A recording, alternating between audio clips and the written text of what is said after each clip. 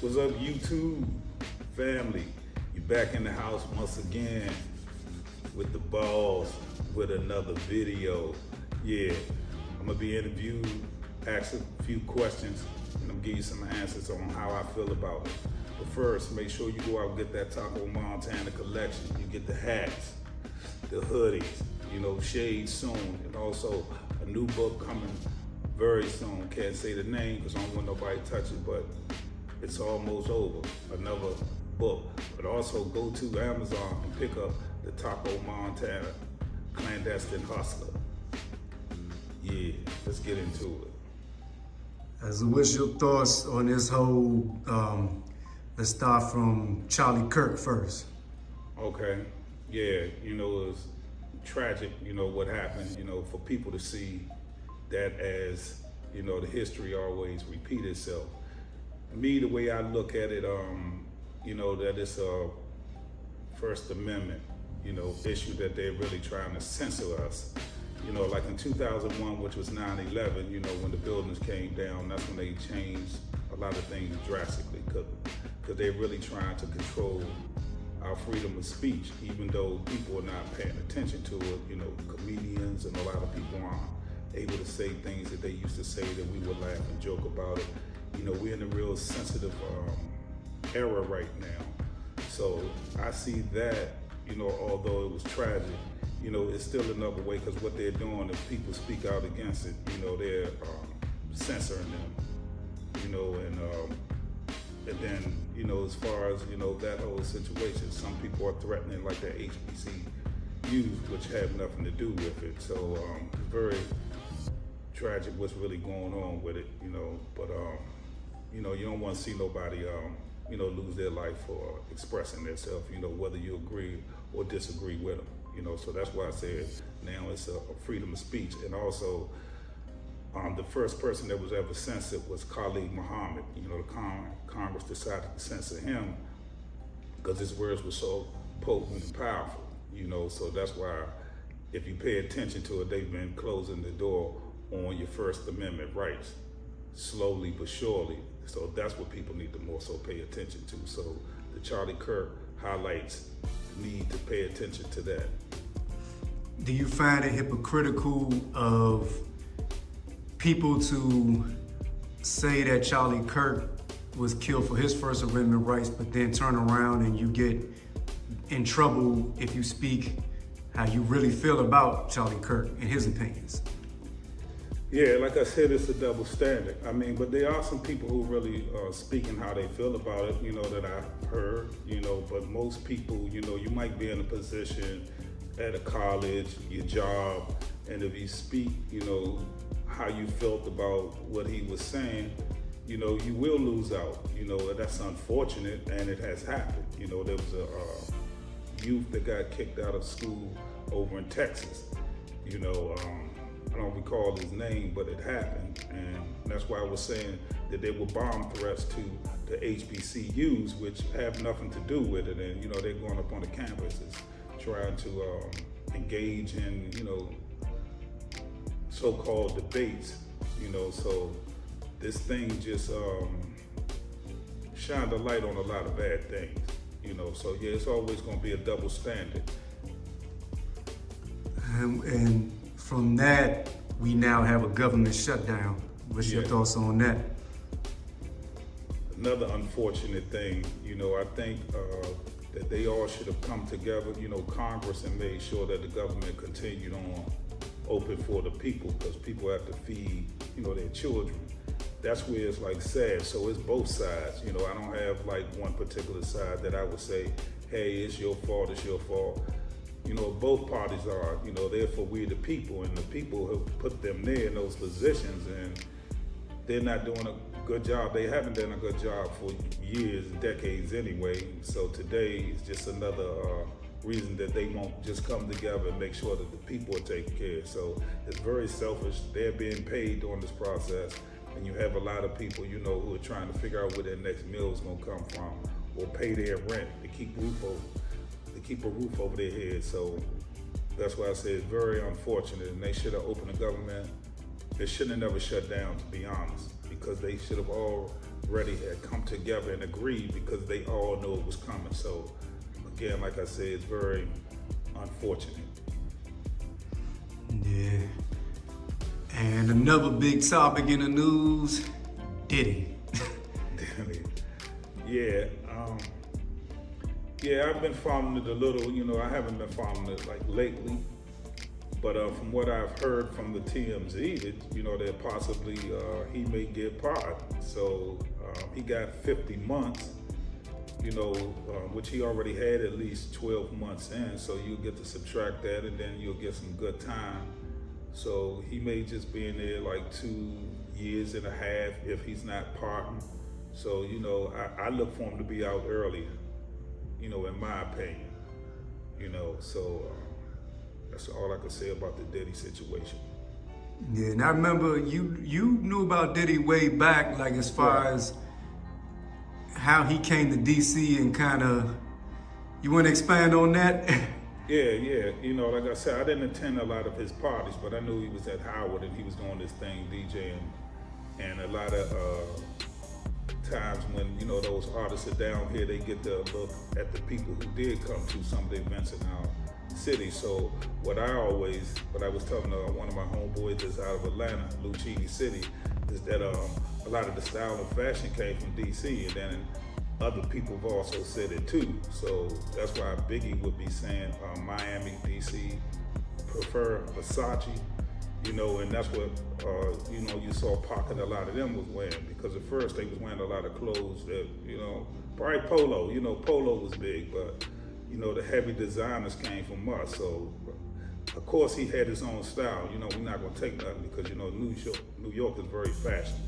But, a lot of certain things came from us because when they would come down, we would help kind of convert them over to the clothes that we were wearing because we have our own culture way down in DC. So that's how I knew. And Puffy was dealing with Chucky Thompson. Chucky Thompson did some things for Mary J. Blige and Biggie, on their albums. And I think when he went up there to see him, just before the COVID, like a little after the COVID, it was unfortunate that he, I guess, caught COVID and he passed away too. Rest in peace, Chucky Thompson. Do you think that, I've heard people say this, but I never dug deep into it. Do you think that Biggie took Fat Rodney's style? Nah, I don't believe so. Okay. Nah, I don't believe so. They, that just may be somebody's conspiracy, but nah, I don't believe so. No, there was too many other influences up there in New York to take their style. And there's someone else they talked about who he took his style that's up there. So, but it wasn't like Fat Rodney. Because, they said he took Raekwon's style. Yeah, exactly. See, but not Fat Rodney. That's a stretch of imagination right there. Fat Rodney was like that. We like him, but he didn't rap like that.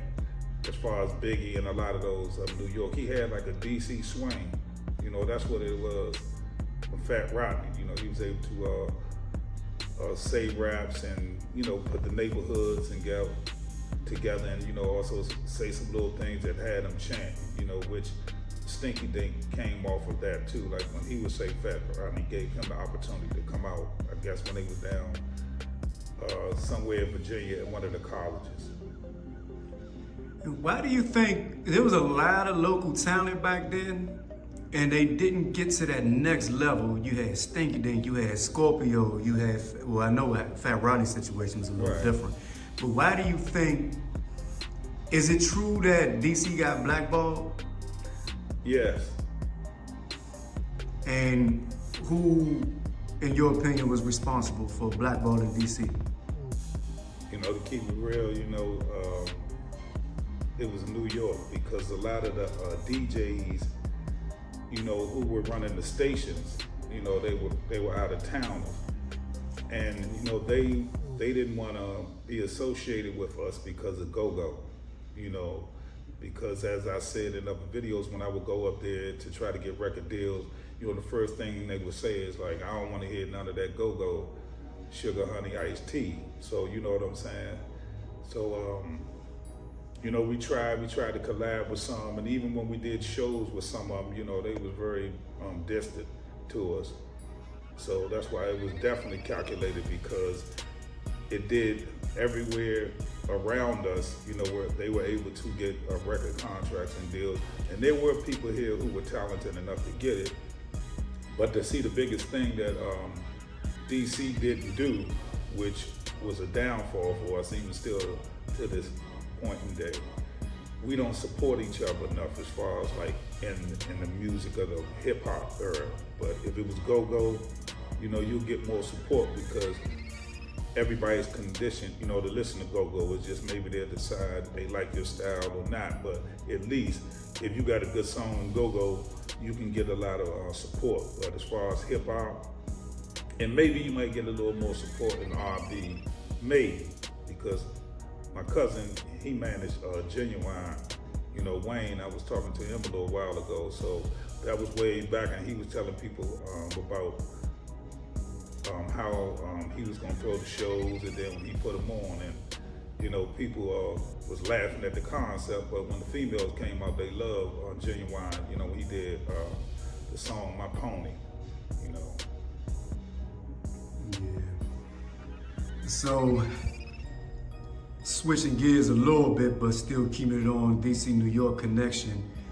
You knew LH and Demencio Right. personally, so Yeah. Can you speak on that a little bit? Yeah, I've been hearing that 50 got the rights to do the paid in full, and they're gonna do the DC version, you know, and the Demencio name came up. They didn't mention LH's name, you know, and I spoke to him, and he said he's definitely not gonna participate in it, you know, but it'll be interesting to see exactly what they do and how they say everything is gonna happen in that, because I just want to see if they're gonna keep it real or they going fake or lie on certain points. So, you know, I'll be watching out, and, you know, is probably trying to get a part into it because, you know, they were tied to it. See, I didn't deal with them personally, so, you know, I knew what was happening, and I knew like Demencio and LH, you know, I knew what, you know, about them, but we never discussed any of them, you know, during the time we were together. Okay. So completely switching gears, the biggest topic that happened this week, the NBA with the gambling, then you got the mafia. It's two different situations. You got some rigging games and you got others with illegal card games. But what's your take on that? And do you know of any situations where you know personally where athletes are rigging games or just in debt and have to pay off their debts, and then they gotta, you know, they're a slave to the mob and stuff like that? Yeah, it's so unfortunate because, you know, they get money, you know, through their contracts and sponsorship, but they're gambling, you know, behind the scenes they're gambling.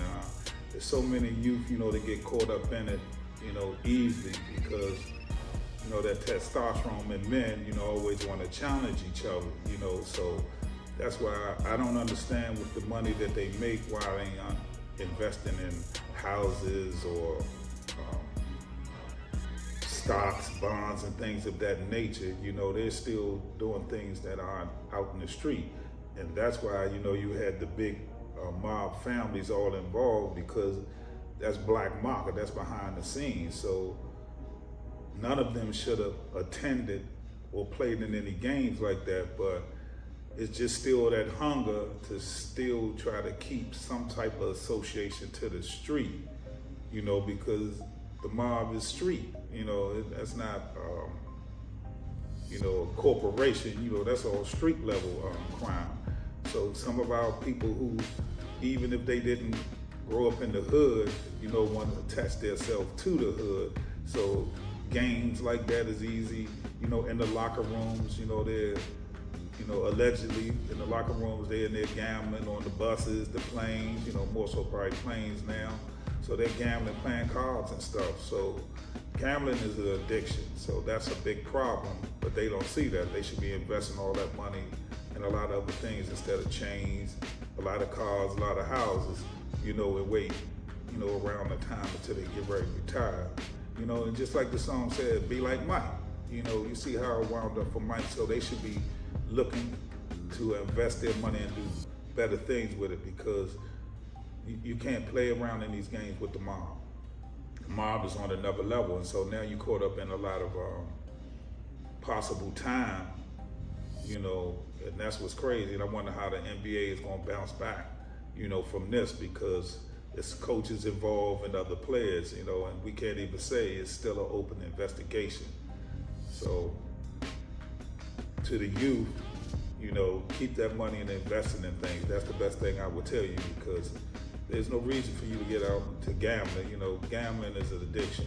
You know, no matter, even if you think you got it under control, it's still an addiction. Yeah, definitely. How you think it's going to end up? Do you think the NBA players and coaches are going to have to serve jail time, or do you think that they're going to be able to work something to bring more mob members down and not have and be able to avoid that jail time? Yeah, it's going to be a lot of snitching going on, but I don't think they're going to get any jail time.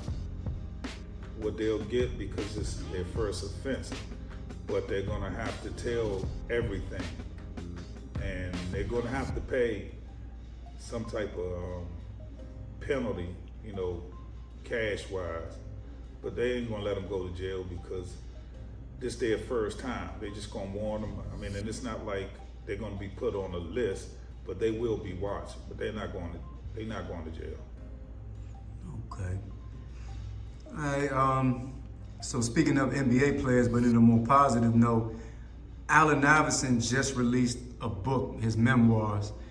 Can you speak on Allen Iverson's impact when he was at Georgetown here in DC? And I know he was cool with a lot of people here in DC, like people gravitated towards him, and he ended up, you know, he from the hood for real, so it's like he wasn't no get with. So did you ever cross paths with him, or do you remember his impact here or anything when he was at Georgetown? It's funny that you bring that up. Just today, Mo Banks, shouts out to Mo Banks, you know, pick up his book on Amazon.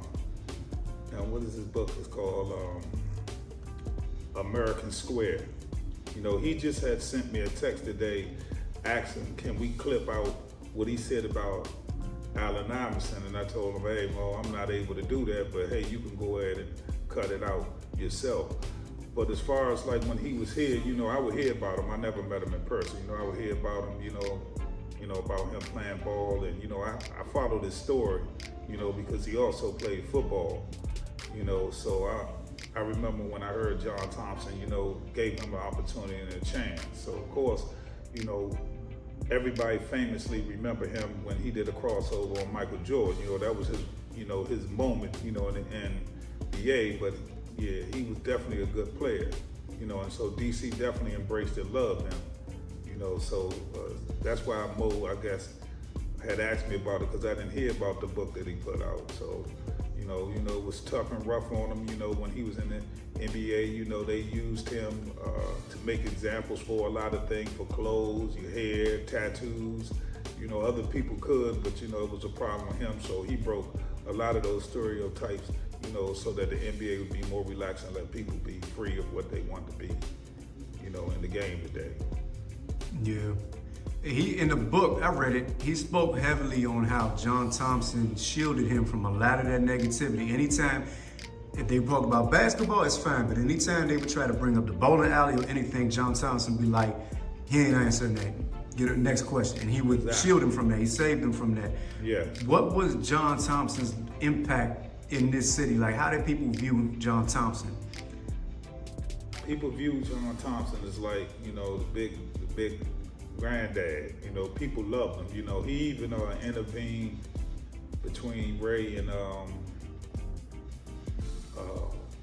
what is his name? Alonzo Mourning. John Turner. Yeah, John Turner. He even intervened doing that, you know, to keep them from going down the wrong path, because they saw that street life and they were interested in it. That's why a lot of basketball players were interested in it. But John Thompson, you know, he had big weight in the city. You know, people loved him, and he knew people, and he could say things. You know, he's like a Bill Cosby.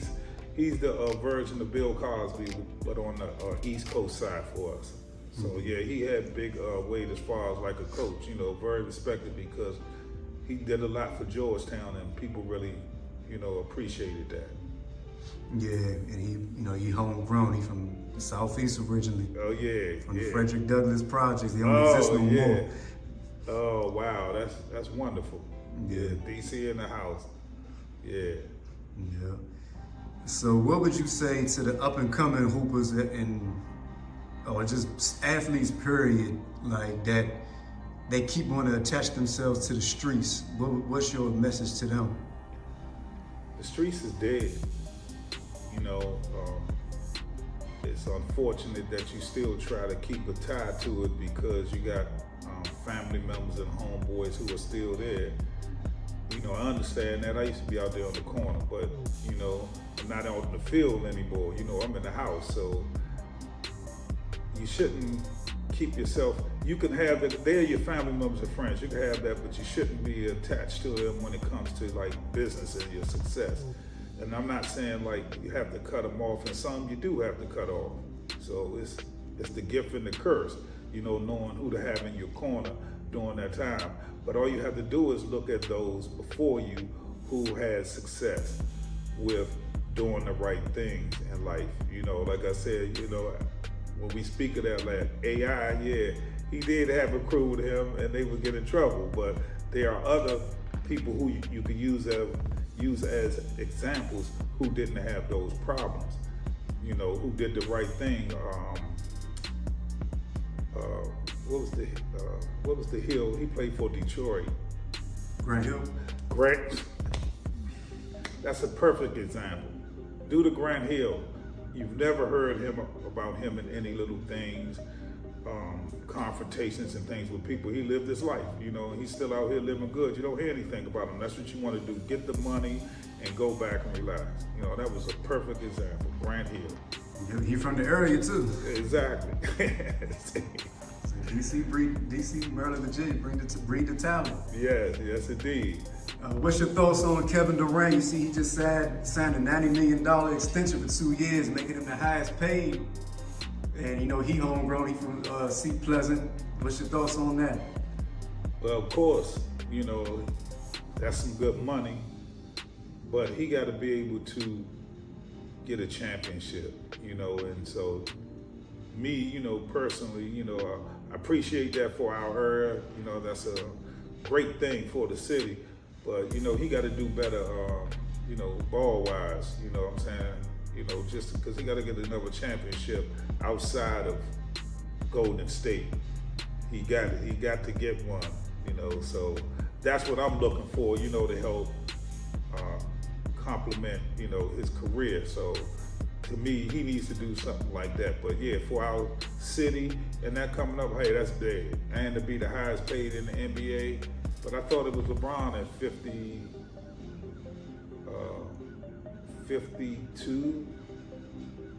million this year. I'm not sure. Yeah, I know he's getting like 52.6. So if Kevin Durant is getting 45, what if he signed a $90 million? 2-year extension. Yeah, so that's like $45 million a year. Yeah, so that's why I said, I mean, a lot of times they're saying things and saying this is bigger and more, but then when you go and look at it, you can find something that's bigger and more than it. Because like I'm saying, that if you divide 90 into 2, that's 45 million. Well, LeBron's getting 52.6, so that 52.6 is more than 45 million. So he getting that this year. Yeah. You know, so. Speaking of that, well, not speaking of that, but shifting gears a little bit, but the biggest homecoming of all time, you know, is the Howard homecoming. And that is this weekend. By the time this comes out, it'll be done passed already. Do you have any memories of Howard homecoming from back in the day? Yes. Who they playing? You know, because who they playing today? I don't know who they got. I ain't go to Howard, so I don't follow. Yeah, I used to always drive up on Georgia Avenue and park, you know, and participate, you know, and support, you know, the games because, you know, at the time we were young, so, you know, that's where all of the ladies were. You from all over the world. They were going to Howard, so you could meet you a nice honey. So I was up there always watching the game, and then you knew they were over 18, so it wasn't like you were dealing with no young girls. I mean, we were like 18, 19 anyway, but they were too. And like even in my 20s, they were having those homecoming. Howard has always had homecoming. That's where a lot of the hip hop rappers back in the day, they would come to Howard homecoming. Demencio, LA, Davon, all of them, Puffy, all of them that you could possibly name, EPMD, Heavy D, everybody came to Howard homecoming. That's just how it was. I'm talking about everybody that was something that was in hip hop up on the East Coast, they would come to Howard. I can't really say even if Scarface came up to one of the Howard, but he had his 55th birthday celebration in DC because he said this is one of the best cities that he had ever been to. Yeah, DC always embraced Face. That was everybody's favorite rapper. Yeah, that's why I say so. He get real love here. So yeah, that Howard homecoming, it sparked a lot of entertainers. I mean, of course, people in the movies, lawyers and doctors, but I'm just saying, entertainment-wise, a lot of those artists in the past, that's where they would come at. That's why I said Puffy got his star at Howard. When he was doing DJing. Yeah. Was there any specific year of Howard homecoming that stood out to you? I would go every year. I was greedy. It was a buffet until I got a certain age. Let's say I probably went from the 18s all the way up to about 32. Not saying that that's old. It's just me. I'm doing other things, but because that's the alma mater for a lot of people. So it could be somebody 70 or 80 years old up there. Right up there today. Because a lot of people, and it's going to be packed. And the youth still go there. It's just, I don't know if it's entertainment people or hip hop, artists that are going to Howard right now. But in the past, all of them came down. EPMD, it does not matter. They all came to Howard and the homecoming because DC is the place. Yeah. Did you ever go to the other homecomings in the area like Bowie State, Morgan, or even down to Virginia State or Norfolk? Yeah, I went to Norfolk. I went to the Baltimore schools. What was Morgan. Morgan. Yeah, I went to those, and I went to Bowie one time. I came out there for you. So yeah. I came out to Bowie one time to you. Yeah, we came out there a couple times for you. Yep. Yeah, you supposed to be in school. We out there hanging out. That was crazy. Scaring people half to death. That's crazy, man.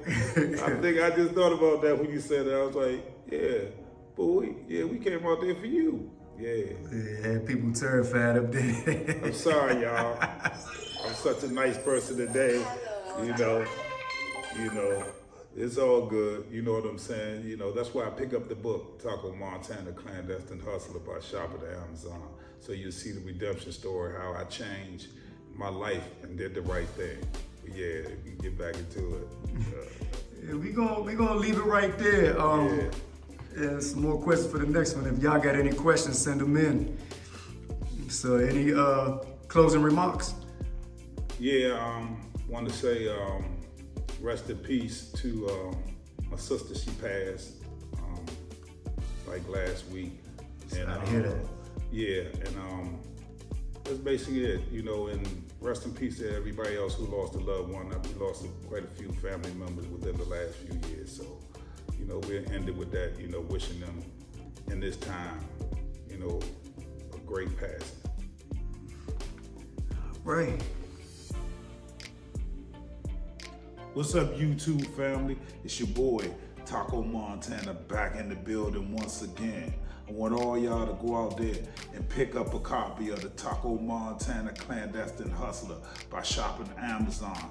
And to all the new people that's seeing this, hey, subscribe to Taco Montana TV. You heard? And also pick up this gear, this merch here at Taco Montana TV.